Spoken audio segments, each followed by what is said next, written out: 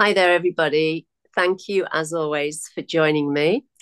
Today, I'm going to dive into the very meaty topic of awakening to your purpose. And I have an intriguing character with me today, and we're going to be having that juicy conversation. Her name is Lilith, and she's had an amazing Kundalini awakening. So that might be a great place to start. So, Lilith, thank you so much for joining me. It's an honor to have you here today. Thank you, Julie. It's great to be here. So, do you want to start with your awakening story? The first thing I want to say is I had no idea what a Kundalini even was at the time. I had been doing yoga for more than 10 years.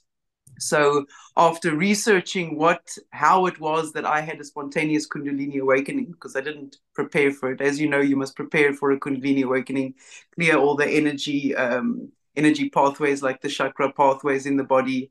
There's a specific diet that you need to eat, specific yoga poses and breathing that you need to do.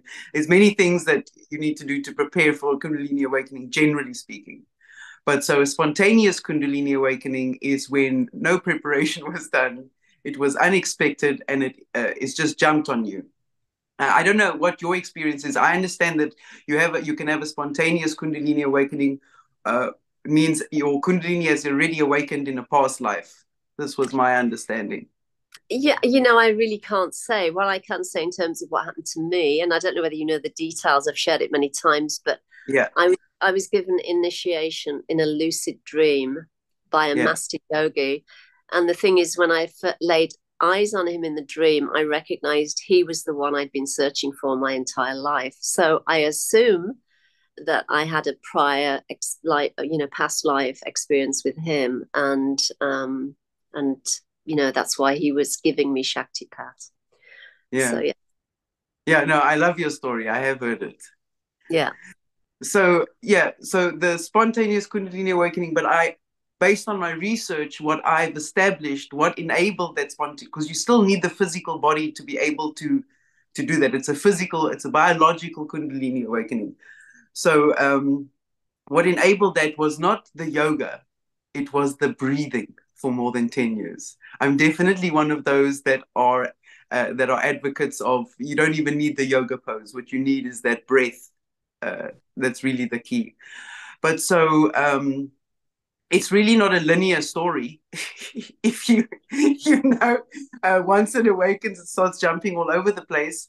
But before my awakening, I had already started receiving messages directly from source that there was somebody that was really important in my life that was going to coming in shortly. I hadn't met this person before. Um, so this was also a strange message for me to get from source. I hadn't received messages quite so profound where he's giving me like what's going to happen in the future exactly. Uh, so I used to walk around looking for this person that source spoke to me about. I couldn't find the person. I even asked source some questions to try and weed the information out of him.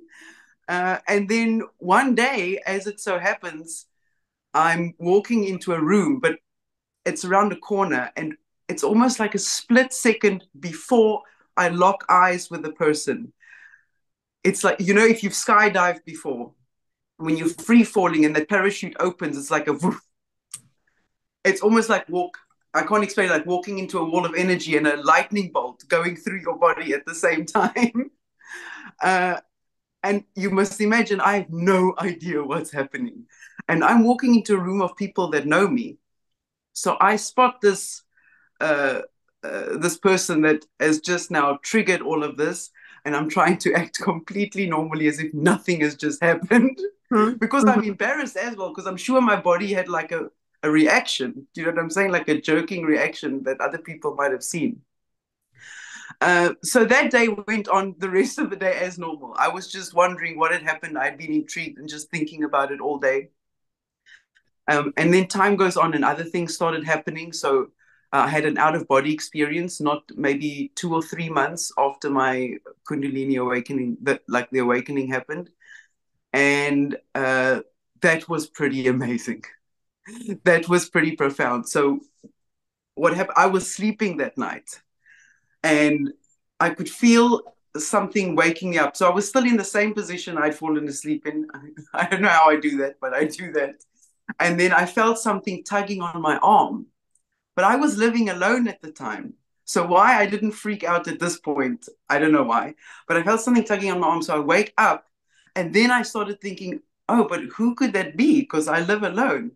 And I open up my eyes and there is like a being there, but formless. So just like it looks like white smoke. But what catches my eye is my arm that was being tugged. I look and my body is starting to float up, and I look at my arm and it's got form and it's translucent with this like electric blue outline.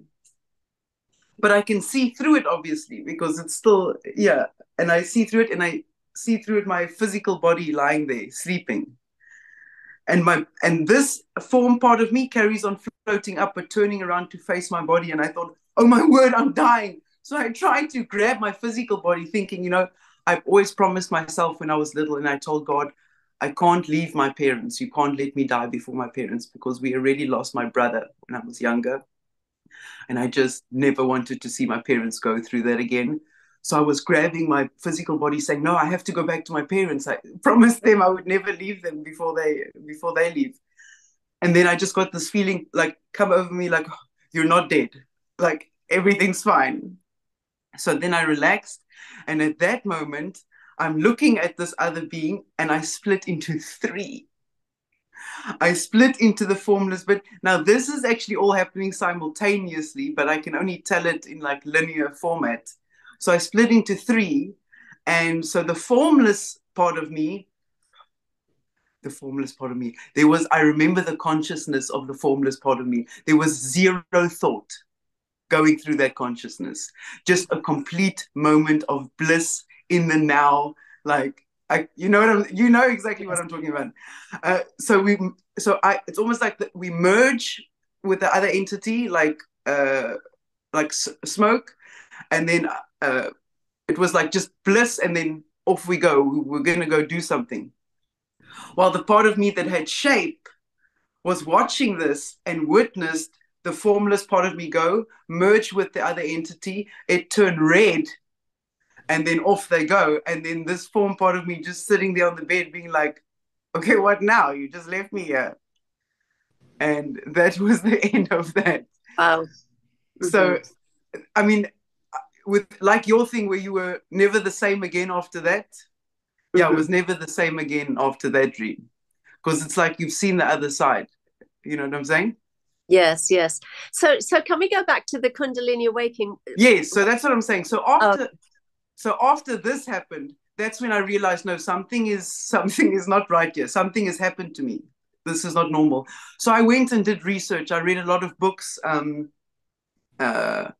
watched a lot of podcasts, spoke to some people. I mean, obviously, I'm work at I'm studying Chinese medicine, so I've got some people there that know about the body's energy.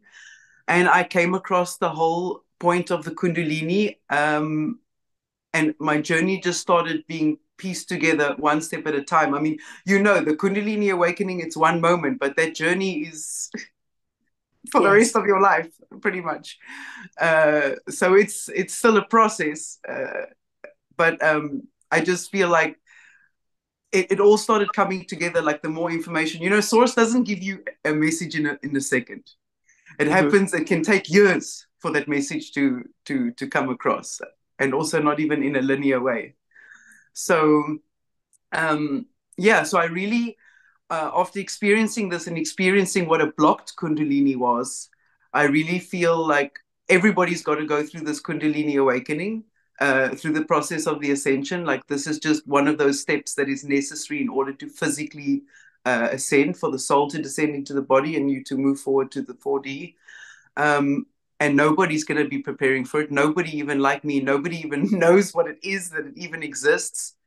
And it's tough to go through. So I just feel like there's going to be a lot of people in the next at least 100, 200 years that are going to be needing help, because, when these intense energies descend into the body and you're not prepared for it, these physical blockages, I mean, they're serious. They can lead to severe things like psychosis or even in some cases death. So it's really not something to be played with, in essence. Yes. Actually, while you're speaking, what's just landed is that there was a book written by, now his name is Gopi Krishna, and he wrote about his Kundalini awakening that happened many, many years ago. I mean, really way before. I don't know whether it was the 60s or 50s or whenever it was, but he details all the things that happened to him because he really had no frame of reference, you know. Exactly. And this is often what happens, and also because the Kundalini is this energy is supremely intelligent. Yeah. It works with each person in an individual way and in a way that is perfect for them. So, you know, obviously all our experiences are very different, and what we have to work on in terms of patterns and conditioning is also very different. So there's no two kind of stories that are the same. Yeah. And sometimes you can feel like it's kind of isolating, you know. Yes, well, just because there's so much shadow work that's required. I mean, the universe does not leave any stone unturned. Exactly. Exactly. And it's not all about kind of bliss-filled experiences. No, so, well, this is the point, right? So this is part of my message, because my Kundalini seemed to have risen from the root chakra to the solar plexus very fast. My estimate is that happened within a matter of 3-4 months, which I think is pretty crazy. But that's the point. That blockage, when it hit, it's very unpleasant. And really, what's I going to say now? You really just need to kind of get the word out there so that people understand, no, they're not going crazy. They need to get help. You know what I'm saying? Yeah, I mean, sometimes body work, just simple massage work or Reiki work, energy work, and all of those things can do the trick. But oftentimes that's not enough, because you also, you know, in alignment with that, you really have to do the inner work and the self-inquiry, and, you know, understand the shadow, understand the darkness in the psyche, and be willing to engage with that, because you can't just kind of keep meditating it away. It doesn't work that way. So, you know, I've tried that.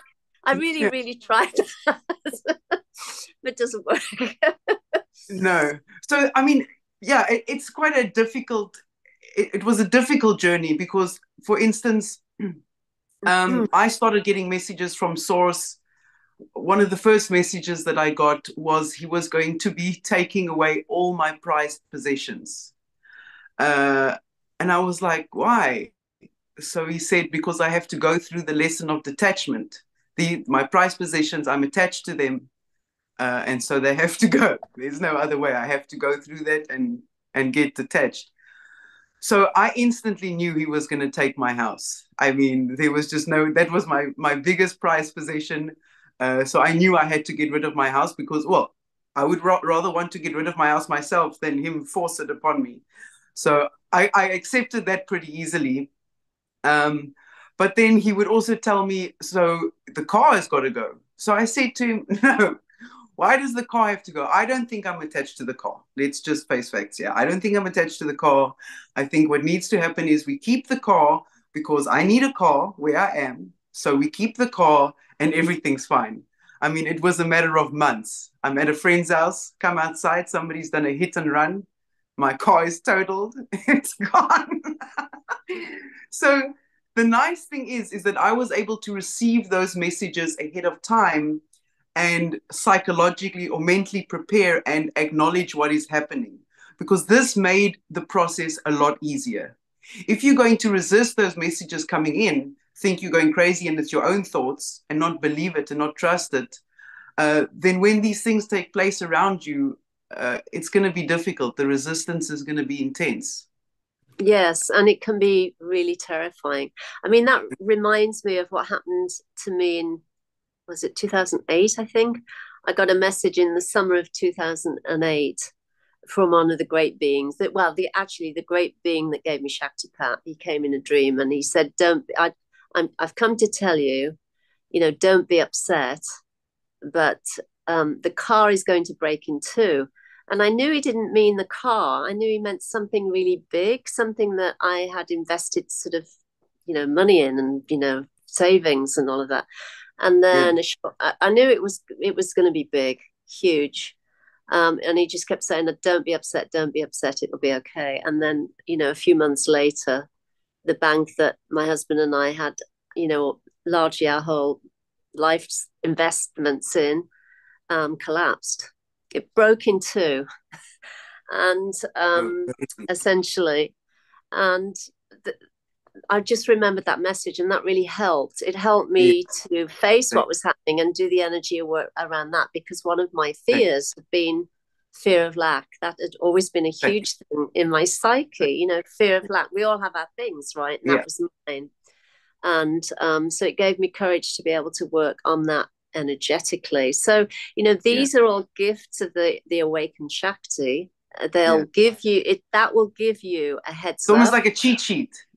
Yes, it's kind of like a cheat sheet where you kind of have a heads up, even if it's stated in kind of weird language like it was with mine. You at least, not that you can prepare really, but it does kind of help, I think, and it gives you courage and strength to be able to face what you have to face and move through.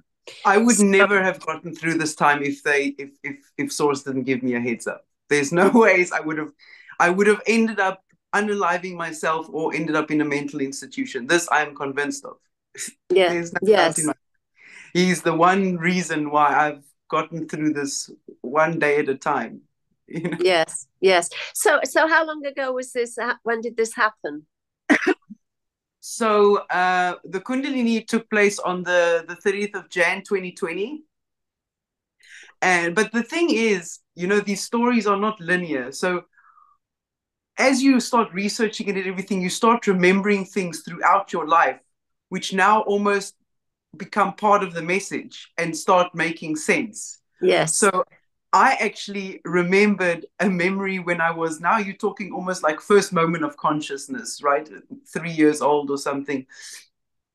I remember Source coming in and saying, there's something special waiting for you one day. And I'm like, who is talking to me? Is that me? Or is that somebody else? And then he's saying like, no, it's not you. And the word Texas, I remember the word Texas entering my mind. And at that point in time, I had no clue what Texas meant. So it went over my head. I was like, okay. And then that happened periodically throughout my life. But when all of this happened, I think back to that as one of those moments, because that was also, I guess, one of the moments that also triggers the Kundalini as part of like your soul's blueprint. It's like when you start asking the right questions, it's also at least a window to enter. If you're not even asking the right questions, you're clearly not ready for a Kundalini awakening. Do you know what I'm saying? So that's almost like built into the blueprint. Yes. So I guess that helped me get to those right questions where I started asking, because I had seen that when Source tells me something, it's been true. So I went back to Source and I said, okay, well, you said that when I was little, you said this and this and this throughout my life, even after I lost my brother, which is when he started teaching me about yin and yang, saying he has to take me into the depths of darkness in order so that I can appreciate the light. And this is like when I'm 13, I don't even know what yin yang is. Do you know what I'm saying? Yes. And now I'm studying it by chance, just being led here by Source. No, it's crazy. You can't make this stuff up. You can't. No. I couldn't have planned this better, even if I tried. How it all just comes together, Yeah. Yes. So with respect to awakening to your purpose, the Kundalini's kind of propelled you. That's what certainly happened in my case. It just kind of set me on this whole different trajectory. Yeah. And I'm assuming that happened in your case too. Yeah. So I was in corporate finance before, working in the oil and gas industry, no less. And then finally came to understand that actually I'm a healer. When Source first told me that, I said to him, there's not a chance. There's nothing you can do that can get me to go study Western medicine, doctor. I mean, I didn't even know what a healer was, you know? There's nothing you can do that can get me to go study Western medicine. It's not going to happen. And then one day I was talking to my cousin and I was telling her the situation. I said, I've got this message that I'm a healer and I have to go study, but I really don't know what it is that I have to go study. I was thinking psychology at the time. And then she told me about TCM, and which is Chinese, traditional Chinese medicine. So this is acupuncture and herbology. So she told me about that, and I really didn't know anything about it, but I felt like my soul physically shift in my body. And that is just how I knew. I was like, oh, okay, I'm being told like, this is it. I have to go study this. So I just went and studied it without even batting an eyelid. But also before that, so one of the things Source said was, obviously as part of the healing, and this I also, when I later studied it, I came to realize the significance of that statement. He didn't want me to make any profit from my healing business. And then when I started studying the history of medicine, I saw that, oh, there seems to have been problems with the healers as soon as they start making profit. There's some conflict of interest coming out there. So I found that very interesting, because that was one of the first messages I got from Source, like, no profit on the healing. You're going to do something else for profit on the side. But in any way, all of it has got to be educational around the ascension journey and the Kundalini awakening and self-care, essentially. That's what you need, self-care for the Kundalini awakening. So, I mean, who doesn't love fashion? I work out a lot at gym. So he said, you can use any medium you want to get that message across and earn a profit from that, but the message has to be there. So I just decided to use fashion as a medium, so activewear. So I started a spiritual activewear line. And basically we just teach about it's the energies, right? We're moving through certain energies. One of the tools that help us read these energies is astrology. There's many tools. My expertise, I'm an intuitive astrologer as well. So I read the energies and help people through their journey in terms of, you know, what it is their soul came to achieve in this lifetime. I don't focus too much on past lives or future lives. What it is they came to do in this lifetime, and work through the shadow work with them. I'm a Pisces, and Pisces is my 12th house. Shadow work is my expertise. I mean, if you've got something hidden inside of you, I will look for it. I will find it, and I will help you get rid of it. Cool. A quote from Liam Neeson. Yes, that's a lot right there. So in terms of just going to the activewear, so is it like yoga pants and tops and, you know, hoodies and things like that?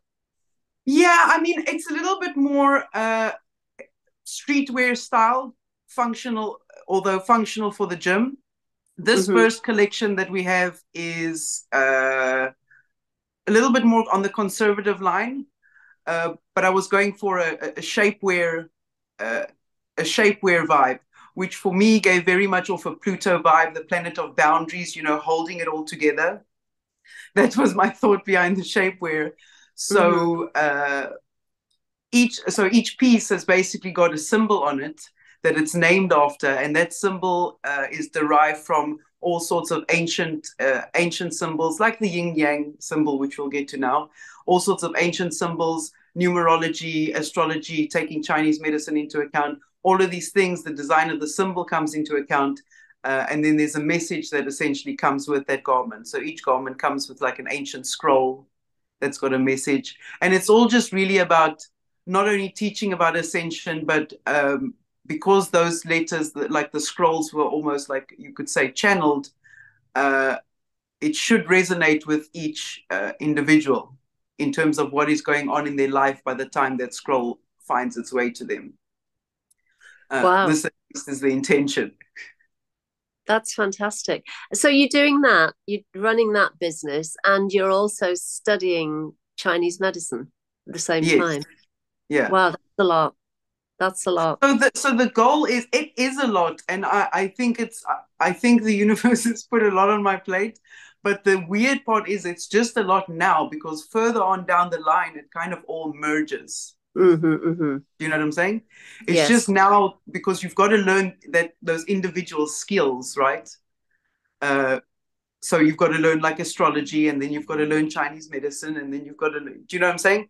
Mm. You've got to learn design and manufacturing of clothing and fabrics. And so it's all of these elements that you've got to learn, but at the end it just comes together, and it's all one mission for me. Like, I see it as one mission. I don't feel like it's 10 million missions. You know what I'm saying? Yes. Which is how it currently looks. So, so do you have a website for your activewear? Yeah, so the activewear, so it's Chittons, but most of the people that I've come into contact with, if they see the name, they pronounce it Chittons. Now, I'm not sure where the French accent comes in every time they had to say it, but they had to say Chittons. So eventually I have to somehow get the word out there that it is not Chittons, it is Chittons. So chiton is that is the garment of clothing that the ancient Greek gods and goddesses used to wear. It's called a chiton. Oh. Mm-hmm. So it's derived from that. So it's chiton, CHITTONS.com. And then we're also on Instagram at Chitons Activewear. We're on Threads. And Lilith, I am personally on TikTok under Good. Chitons and Black Moon Lilith. Yeah. Excellent. And so, are you getting good engagement and people are interested in it and so on? Really, people love the concept. They love the concept. The clothing the reaction gets better and better as the process unfolds. So what I've noticed is people will see a picture of the clothing, and then they'll be like, "Oh, that's really nice." And then you will show it to them in real life, and they'll go like, "Oh, that's amazing." And then they'll feel the fabric, and it will blow their mind that it's such a heavy quality fabric. But their best reaction is when they put it on, which for me, I love. I love the fact that their best reaction is when they put it on. So it's almost like, I feel like the picture of it underestimates its power, but I see that as a good thing. I'd rather under-promise and over-deliver than the other way around. Yes. And do you Yeah. actually design the outfits yourself? Oh, design? Yes. Yes. So it's quite a process, because you will know everything we do is energy, right? So everything you think, everything you feel, everything you say. So it's a lot of energy work that goes into each garment, because I have to be in a specific place in the process of the design.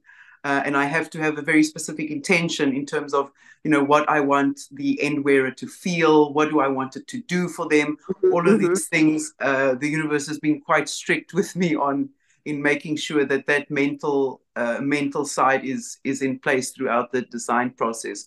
So I can't just sit down and design. Mm-hmm. It's got to be where I'm in a place where I can do it properly. Otherwise, you get free will. You don't have to do it that way, but then the results are just not going to be as you want them to be. This is your choice. This is your free will. Yes. Yes. It's about kind of getting out of the way and allowing source to speak through you and Exactly.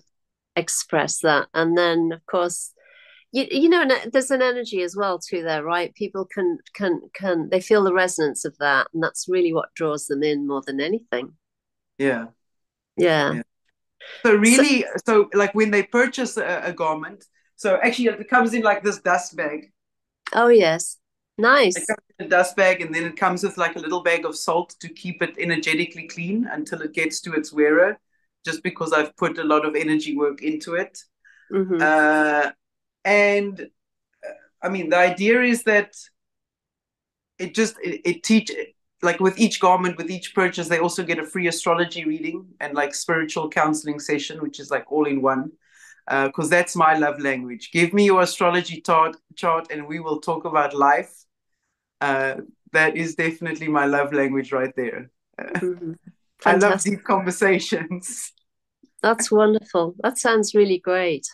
And Yeah. so do you offer that service as well? So if somebody reached out to you and wanted to have a session, or an astrology reading, you Oh, do that? most definitely. At this point in time, the readings are free. So people are just, if they feel like, if they enjoyed the reading and they feel like it resonated with them, they can always donate. But at this point in time, I take it seriously, and I don't. The professional astrologers in my mind that I follow, they are highly dedicated to their field. They've been, studying this for more than 10 years. And I get so angry with all these people that are making themselves to be astrologers. And you look at their level of knowledge and you're like, you are a danger to society. You know what I'm Mm-hmm. saying? You shouldn't be doing readings for people and telling them what they should be doing because you don't even understand. These guys have been studying astrology for more than 10 years, 18 years, 20 years. You can't really compare. I've been studying astrology maybe 4, 5, 6 years. You know what I'm saying? So I really feel like I'm still in the learning phase. I'm hard on myself like that. I'm a perfectionist, Virgo moon, but I really take it seriously. And so I feel like, until I have, until you have confidence in yourself, I feel like I can still be learning. I Yes. can still be learning. So I'm very happy with the results I've received with my readings up until now, which is why I feel confident to even offer those services to begin with. Mm-hmm. But you earn your way, you earn your credentials right through time. Like you can't just come in here and say all of a sudden you're a professional astrologer. Other people have been studying it their whole lives. You know, Yes. yeah, Yes. And what'll happen is you get testimonials from the clients, and that then reinforces the truth that you're actually seeing clearly and that you can benefit and you can be of service. yeah, uh, yeah. and I that's, mean, yeah, I yeah. could already be able to get testimonials. I'm in a position to already get testimonials because there's some Hmm. people I've been doing readings now for quite a few years. So you've Hmm. you've watched the things unfold, you know? Hmm. Yes, and that Yeah, takes time. You can't. exactly. Yeah, Exactly. yeah. Yes, so that's wonderful. So I'll certainly put your details in the show notes so that if anybody who's watching is interested in reaching out and requesting a reading, then Yeah, it's all there for I'm them. I mean, ready and waiting. that would be really wonderful. Because yeah, I mean that's a fantastic service. I mean, I think I've had one astrological reading, a Vedic astrology reading, some years ago now. Actually, I did it, in an exchange as an exchange, and it was really insightful. It was really great. But I it's kind love of nice you. to have refreshers, right? I might Yeah. reach out and ask you myself just to No, see. for sure. I would love to do a reading for you. That'd be fun, Yeah, it'd be great. Very Yeah. good.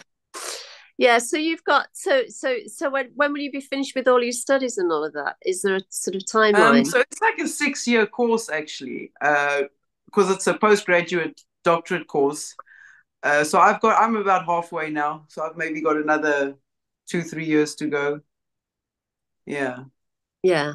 And then the goal is that when you're finished with that, you'll kind of set up shop, so to speak, as a doctor of acupuncture and Well, and so you've heard about the healers that were all called to start a healing center. no, I don't know that. I haven't heard that. There's a whole bunch of healers that have been called to start a healing center. We've all got the exact same message from source. It's the craziest thing. I mean, these are people like all over the world that I don't even know. And yeah, Wow. I'm hearing they got the same message as me. So there's a whole group, and we all have to start this healing center. So I'm just another one of those, is what I was going to say. I'm just one of those that we're called to. So, but that's also a concept that's going to be developed over time. I understand, because even since I first got the message, the concept has already evolved to the point where my understanding is now is that I'm not necessarily expected to have it at a fixed location. It can be like a retreat type vibe and move around. So that's where I'm at right now. But I think that concept is still evolving. There'll still be more messages that come in because we've got time, right? I'm not going to be able to do that for at least another 3 years or so.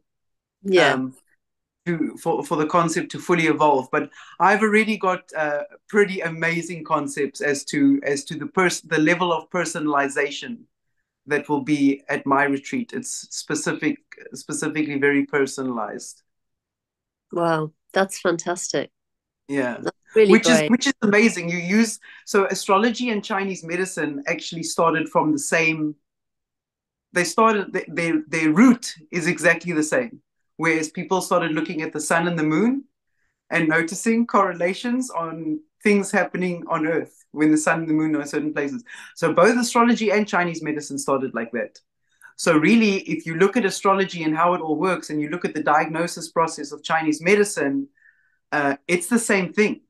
The planets and their aspects is the same as the symptoms and the severity and the location on the body when you're putting together a diagnosis and a treatment plan. Wow. So that's really where I'm headed down. Really, taking these two different tools of personalization and bringing them together to give an experience that I would say should end up being highly effective. Fantastic. But would you work with needles or pressure points? What would you do? That would be one of the things. I mean, yes, so it would be herbs and pressure points, so needling. But I would definitely have so Chinese medicine. You also have cupping, moxibustion, which is where you burn this herb called aye, and it's a warming treatment. So you wouldn't give it. So you wouldn't do moxe if somebody's got high fever, for instance. Cupping. Tuina, which is a type of therapeutic massage, or what they call Chinese body work. Mm-hmm. So those are very much in the Chinese medicine fields, but I would definitely expand that to include stuff like tapping, include you'll have to have some psychologists or some psychiatrists there. But it's very much going to be focused towards, finding the root cause, being the emotional root cause that has got this consequences of your blockage or your trauma or whatever's holding you back. Yes, because it's always about that, right? That's what Yeah, the yogis say. The yogis say, any condition starts in the subtle body in response exactly. to what's happening in your life that, creates, Exactly. unhappiness in you, or an emotional response that you don't want to deal with. And then it moves into the physical. So Exactly. Well, this same. is the amazing part about TCM is I'm studying that channel, that pathway, to be able Mm-hmm. to identify that. And that's the point. So you can tell a disease much earlier than Western medicine because you are already learning the language of the energetic body and how it tells you through the physical body what's happening over there. And so you can really fix the root cause and stop a disease from happening, I would say 20, 30 years before it actually occurs. Yes. So really Yeah. the effectiveness of a Chinese medicine practitioner can almost never be proved.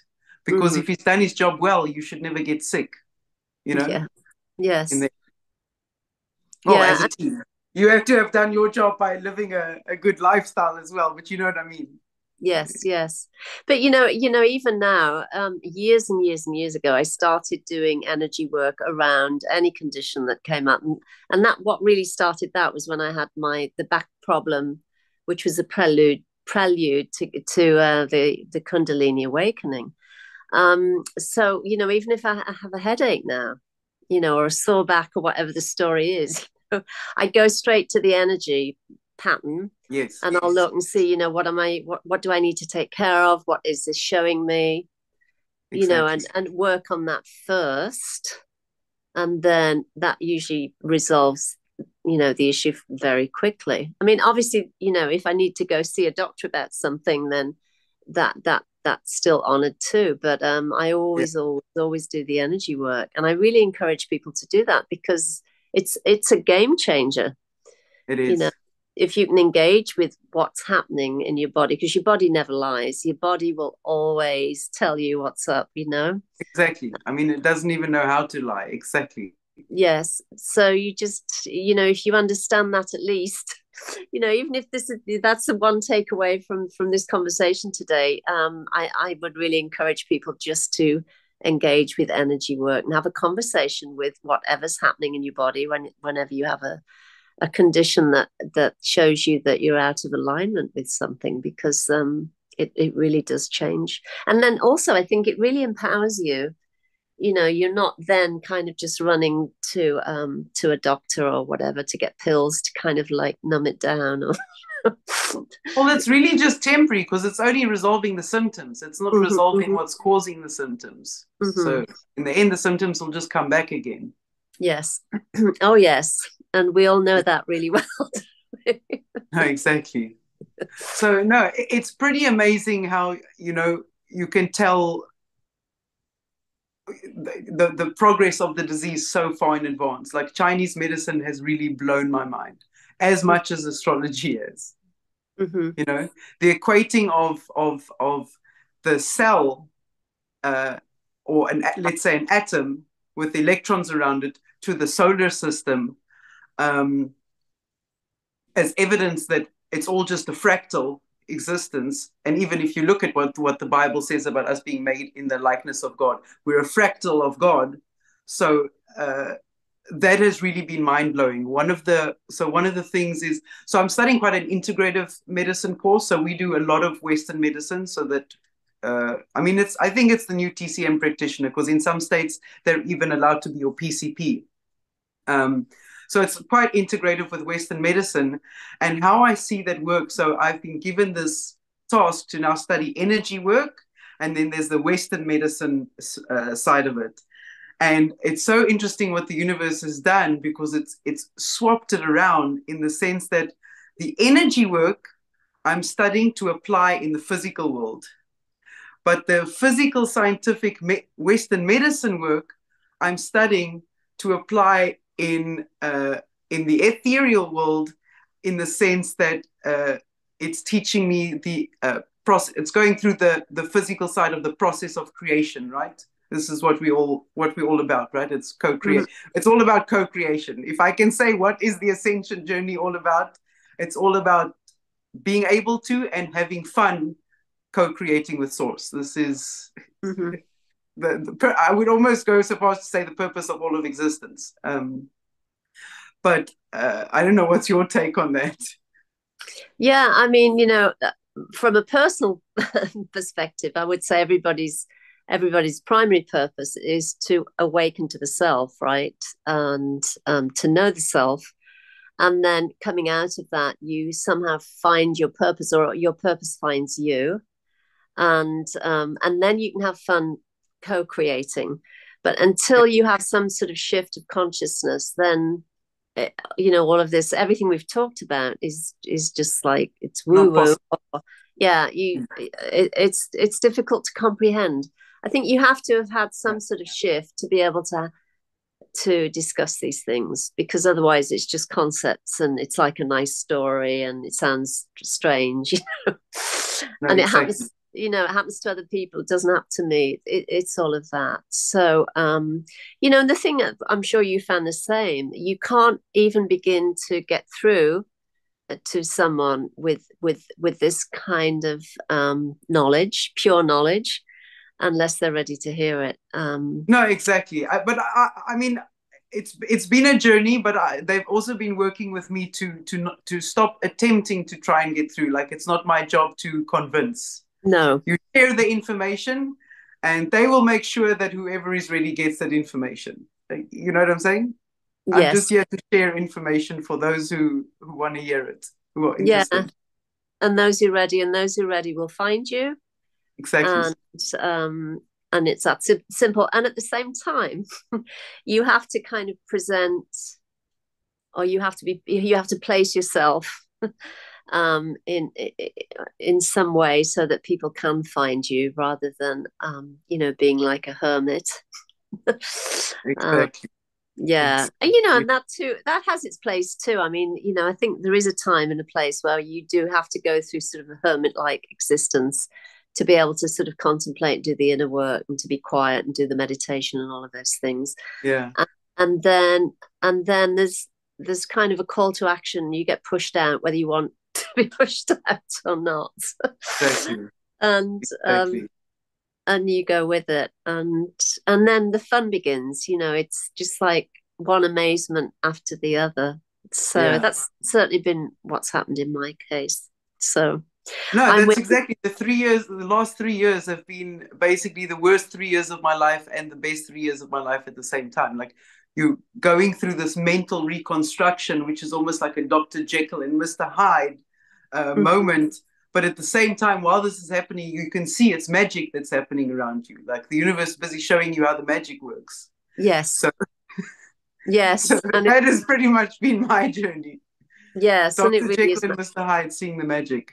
Yes, that's a good way of putting it. Oh my. So I'm just looking at the time, and we're kind of getting close to the end of our time together today. Before we kind of say goodbye, would you like to let people know how they can find you and where to connect with you and so on? Yeah, so I mean, I guess the best place is always going to be on Instagram at Chittons Activewear, so Chittons Activewear. On Threads, we've got the same handle, and on TikTok, our handle is just Chiton, so at black.m.lilith on TikTok. Yeah, and you can just DM me if you want to chat, if you have a question. I mean, there's nothing I love more than having deep conversations about life. 12th house Pisces over here. Fantastic. Sounds great. Well, thank you, Lilith. Thank you so much for joining me today. This has been a great conversation. I really, really enjoyed it. And there's, a lot of very good information for people that are either just starting out, on their Kundalini awakening journey and or are kind of midway through, and or, trying to work with the energy of what's happening in their bodies when they're sick. So thank you for sharing all of that. I really appreciate it. No, you're more than welcome. Thank you for having me. Yeah. And thank you, everybody, for joining us today. As always, if you enjoyed this content, then please subscribe and let other folks know. And that would make me very happy. And I will be on again soon. And in the meantime, thank you once again. Take it easy, be well, and bye for now. Bye.